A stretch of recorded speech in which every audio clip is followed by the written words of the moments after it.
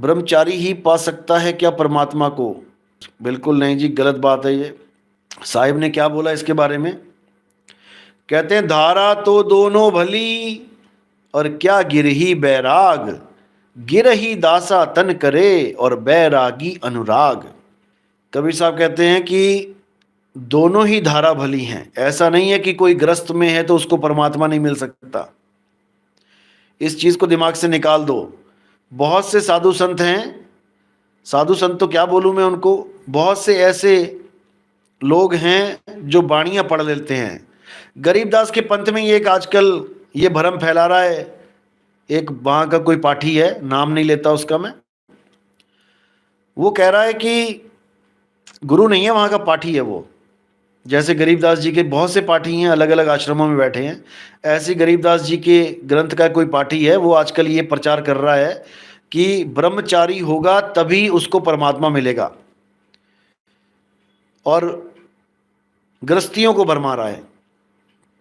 अब इस निकम्मे से कोई ये पूछ ले कि गरीबदास जी को 7-8 साल की उम्र में परमात्मा मिले, उन्होंने पूर्ण ज्ञान दे दिया, ग्रंथ भी रचा दिया, उसके बाद गरीबदास जी की शादी क्यों हो गई भाई?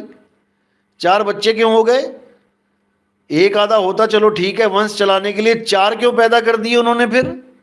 ये इससे पूछ लो जरा, जो ये दुनिया को भरमा रहा है कि ब्रह्मचारी तो बनना पड़ेगा। अरे भाई, ब्रह्मचारी उसको धारण करना होता है जो भेष में आ जाता है। गृहस्थी के लिए ब्रह्मचार्य नहीं होता है। गृहस्थी तो सेवा करे और अपना जहां गुरु ने सूरत बताई है अपना ताने, हाँ रजामंदी हो दोनों की, तो आप ब्रह्मचार्य का पालन भी कर सकते हो, आपकी मर्जी है। लेकिन कोई कहे कि ब्रह्मचारी को ही परमात्मा मिलेगा, तो उससे बड़ा मूर्ख कोई नहीं इस दुनिया में। कबीर साहब के जितने भी लगभग 90% शिष्य सब शादीशुदा थे, कुछ को छोड़ के। तो इस भ्रम से भी बाहर निकल जाना है। उससे पूछो कि गरीबदास जी अगर ब्रह्मचारी थे तो 4 बच्चे क्यों पैदा कर दिए भाई उन्होंने? नानक साहब के 2 बच्चे हैं, धर्मदास जी के यहाँ भी बच्चे हैं, वहां तो आगे पूरी पंथी चल गया। ऐसे नहीं भरमना है, ये भरमाने वाले बहुत बैठे हैं। आपने संयम में रहना है, अच्छी बात है, संयम में रहो, लेकिन आप प्रश्न चिन्ह नहीं लगा सकते बाकियों पर कि तुम्हारी तो मुक्ति होगी नहीं।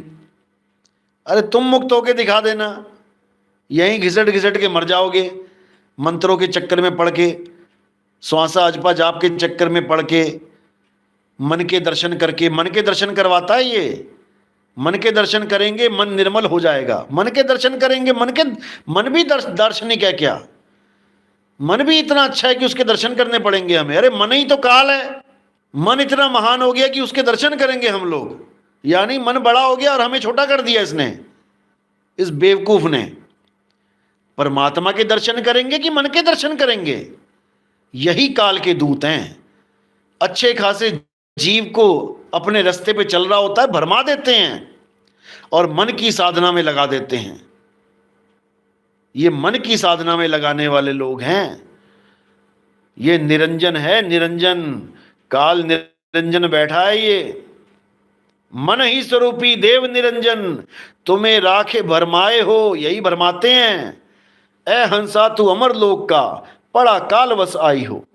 केवल एक को सिमरण करना है, एक को सिमरो नानका, जो जल थल रहा समाए, और वाही को क्यों सिमरिए, जो जम्मे ते मर जाए।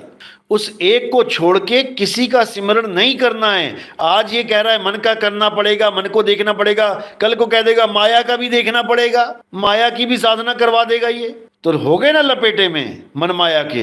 अरे निकल जाओ मूर्खों, निकल जाओ इसके चंगुल से। फिर समझा रहा हूं मैं। एक जन्म मिला है, एक है साधे सब सधे, और सब साधे सब जाए।